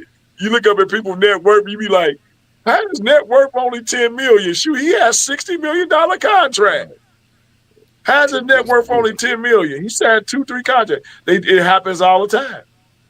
It happens all the time, man. You know, so I just say, man, we just hope that they save a little, get a chance to save a little bit of the money, and hopefully, you know, we know life is a long time.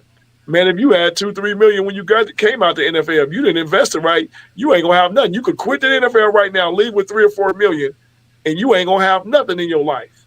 Because the first thing you got to do is humble yourself and go back to work. Or how about this? How about this? At 28 years old, go get your first job. Yeah. Right. Your first job. Your first. And hold up. And then it said UPS. What you thought you was gonna come in and be the manager? You don't even know nothing about it. You come out to NFL and you got to go to and just get a regular job unless you know somebody that knows somebody, or or start your own business, one or the other. So that's the stipulations, man, that a lot of kids are facing. Yeah. I wanted to ask so that's you, why, like, do you partner with degree. anybody that? Yeah, I was gonna say, with like the degree, do you partner with anyone at your academy or through your magazine with anybody that does any type of financial planning, teaching, or anything like that as well, advising? Yeah. The only reason that I would not do that, and I've learned that I would not do that because I don't want to be associated with what they tell them, and if they tell them the wrong thing, and then they looking up to me. Fair. And I told them to go to this agency, and they're like, well, that's gonna come. So you got to be careful when you're in business. All I can do, but I definitely will advise them straight to their face. I would tell them straight to their face what they should do, but I'm definitely not gonna have, because I don't trust a person enough because I'm not there to partner with me in anything. For business, and me telling them and saying, hey, me vouching for that other business, because I really have to know you to vouch for you, because Understood. if you, Makes sense. yeah, because you'll mess your whole self up. You'll be like, man, you told me to use this guy, and then the guy is not what he said he was going to be. So that's why, like a lot of new business. Yeah, a lot of new business, man. You got to look at these guys and you say you're business, man. You ain't had enough time in business, man. I got to make sure you're true to what you're doing. You got to be true to you, just like with your podcast. You're going to be a podcast, and you're going to be true to your podcast when it ain't making no money. When it ain't making no money, and you're trying to figure out how you can make some money with it. Right. You know what I'm saying? Or you're going to be true to it, still answering the bell every day with it, because that's the only way that you can succeed. You only can succeed by getting up, answering the bell, I've been in business for 30 years now. I had one job in my life. I had one job in my life, and I worked that for about 8 months. And I was a Hamilton County Sheriff Deputy, of Hamilton County, and also I was in the Navy too. The Navy was my first That job, was if a I want to job. count that. That was Yeah, that that was was a the job. job. Yeah, yeah. But actually coming out here in the civilian world, I had Yes, sir. one job. And what I did was I saved the money that I made in that 1 year, and I opened up a Barbershop. barbershop. Yep. That was my first business. Then I went to the clothing store. Then I went to the organizations, the youth organizations. Then I went to start doing the training. But can you see how it just changes? You know, you change the things that you do, but you keep pressing forward. You know, it's a lot of things. I didn't never know that I was going to end up doing recruiting at a recruiting service and doing training at a young age. You know, I wish somebody would have told me earlier, hey, you could do this. Now, would I have listened? That's another thing. Because remember, we 20 something years old. You know, Right. would you have listened if I say, and I'm gonna tell you the answer is no.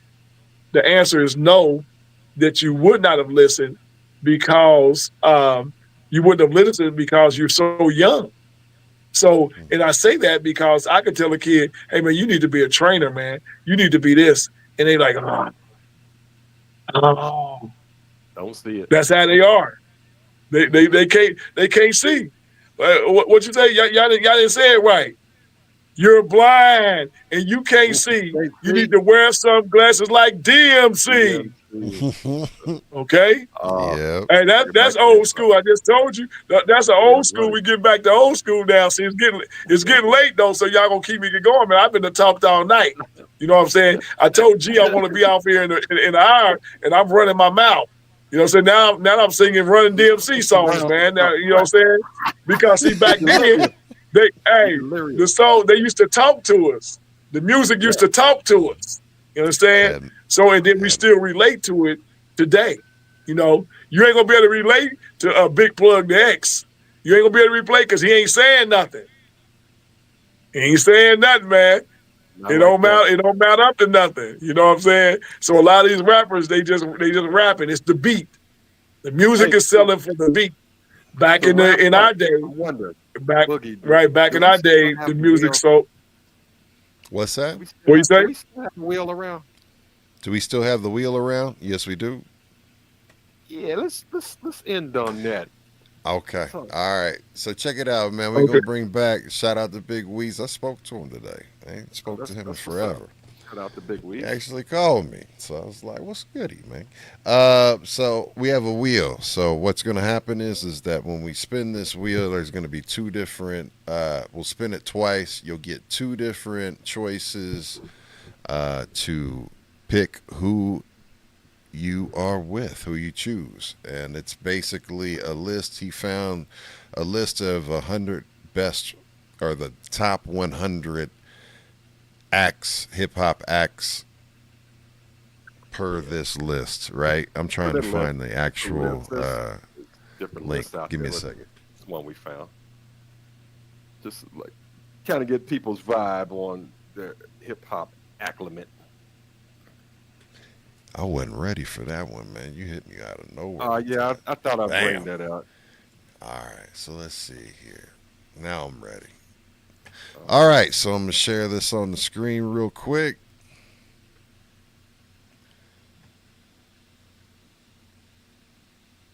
All right, so we're going to spin our first spin and let's see who we get. Our first person or group, we have Lauryn Hill versus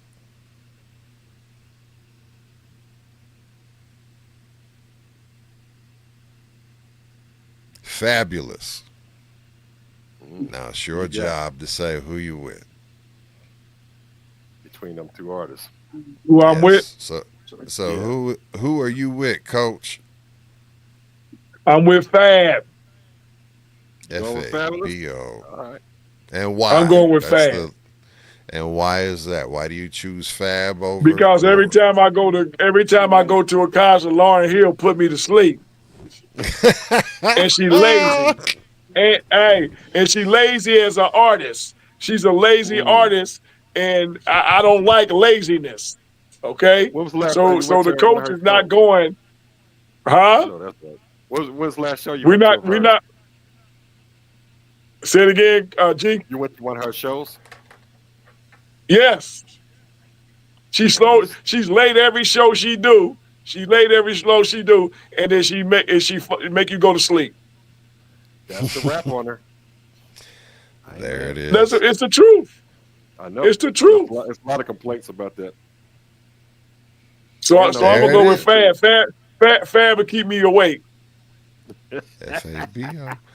All right. Well, next up, we're gonna see because we do three. Three's the magic number. So this is the second round. All right. First contestant is Nas versus, This might be good. or it could be real bad. Well, we got Nas versus Tupac. Who you with, Coach, and why? He thinking. I'm gonna go with Nas. Ooh. And why is Now, that? I'm gonna go with Nas because Nas is a lyricist that's sending a message. Tupac is more of a radical. Nas is conscious. Tupac is more aggressive and I'm not gonna say violent, but he was just a little different person. So I'm gonna go with the how would I say, the educator. Gotcha. So I'm with Nas. Nas. I'm with I like that. That was dope. All right. That was a dope perspective. Yes, sir. And All right, then one the more, bro. last one. Let's see who the next one is. Let's see if this is going to be a good one. We got Big Boy from Outkast, Dungeon Family, Zulu Nation, Purple Ribbon, etc. All right. versus Tyler the Creator. Okay. Now look, y'all. I'm gonna tell you. I got to go with the Big Boy. And why would I go with Big Boy? Because Big Boy's son is a member of IMEC training facility. Woo! Big Boy supported IMEC. Okay? So Big Boy supported IMEC, so I got to stay with my Big Boy. We rocking with Okay. Big Boy. All right. Dungeon Family. Came right in the camp. Kid, what's up, coach? Here's my kid. He got him in the camp, paid me my money, and he supported the business. So I got to stay with Big Boy. Salute to Big Boy on They that. beat that man. reason. Well, yo. We got a lot. That's why I say I don't remember stuff until it hit my head, man. I got 100 miles and running. I tell people I got so much stuff going on and I don't remember it till that, like, bam, that just hit me. You know what I'm saying? Because over the years and as we live longer, man, you know how they say the guy got stories for you. Stories for days, it just pop up. They pop up. You know what I'm saying? And that's the beautiful thing about living. You know, you live long enough, you learn a lot, and hopefully as you learning, you're able to give some of that information that you learn back to someone else to help them. Preach, preach, preach. Amen. That's a Yeah. great thing to end it on. He Yes. put a bow on that one. He put a bow on that Bam. one, baby G. Yes. Well, Good. Coach, Mac in the building. thank you so much for being on B-Boys as always. Much love to you, family. And Fresh, you got anything to go before we get up out of here, Yeah, man? man. Glad to have you on, cuz. Sorry I kept you up so late, but you know, we talkers. We run our fucking mouths. But hey, it's a lot of good shit that come out our mouths, so we had to get Right. it in. Shout out to all our family. Okay. I love fun. Any shots you got out, my brother? Hey, shout out to y'all, Danny Chaz. hey. Oh, go ahead. My bad. My apologies. Go ahead, Coach. My bad. I thought you were tossing it No, to me. Go for it. y'all keep up the good work, man, and keep pressing. the same way, G. Take it back to old school. Forge your sponsorships and get guys in. I don't care if it's $250. Get 100 of them. Get 100 of them. You got to start low, and then you'll come high, and it'll just continue to keep growing. Okay. Yes, he the one pulled me back into it because I wasn't even doing radio no more. He said, "Let's do B-Boys Underground again," and here we go on episode 98. 98. Actually a little higher. Actually, we're at 110 if we're doing it for real math. But this is Yep. So now, 98 as far as the series. y'all take it to another level, just like all other cats out here, man. They take it to a level and start picking up sponsors, and do a segment at the end of or at the beginning of every podcast, y'all. Yeah, and you do it, and you shout out to the supporters, supporters of y'all business, and give them their advertisement, even if it's $150, $200, whatever it is, and you just build that, and that give y'all money to keep on moving and keep on grooving what y'all already doing. Absolutely. Yes, sir. Well, yo, I want to let everybody know you can watch this or listen to this episode and all episodes of B-Boys Underground on YouTube Music and YouTube Podcasts. Just look up B-Boys Underground, and it will take you through and down the list of every single episode that we have in order. So check us out. You can download us. Remember, hit the like, follow, subscribe, all notification bell. And with that, we're out. Rollo. Rollo. All right. G gave you a shout out. All right. See y'all later. All right. Y'all take it easy. All right.